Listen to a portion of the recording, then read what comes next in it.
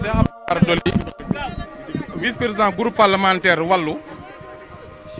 groupe parlementaire Liberté démocratie changement, mais intercoalition Wallu Yewwi. Tey nag dafa nekkoon procès boo xam ni benn procès bi jaaru si yoon parce que député boo xam dafa nekk session ci article 51 règlement intérieur Assemblée nationale article 61 ci constitution bi kenn amul sañ-sañu topp ko kenn amul sañ-sañu jàpp ko kenn amul sañ-sañu siise ko bi nga xamante ni ñëw naa wax naa ni leen nañu sukkandiku ci règlement intérieur Assemblée parce que bi Sénégal amee ba tey ñu ngi doog a topp député boo xam dafa nekk session pour di ko siise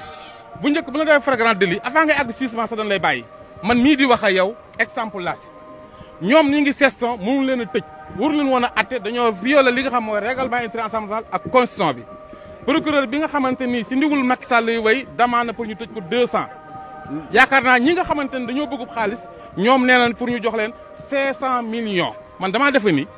ku wér sax warul xalaat lu mel noonu ñaari certificat médical am na comme ni ko avocat yi waxee benn certificat médical bi pourquoi ñu bëgg ko jël teg ko si beneen certificat médical bi loolu avocat yi ñu si liggéey waaye li am solo mooy comme délibération bi vendredi la ñun dañu fa nekk pour suñu collègue lundi bi ñëw nii incha allah le 26 ñun dañu fa nekk pour soutenir suñu collègue député opposition yi nga xamante ni man mii di wax ay victime laa fi parce que dañ ma saaga si commission yi jóg bëgg ma dóor waaye nag comme man Ami Ndiaye ñii bi mi nga xamante ni moo saaga Serigne Moustapha Sy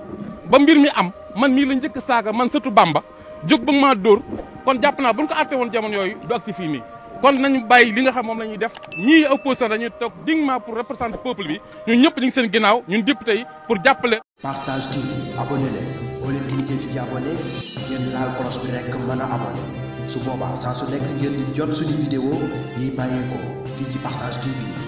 ak Partage TV dara dootu leen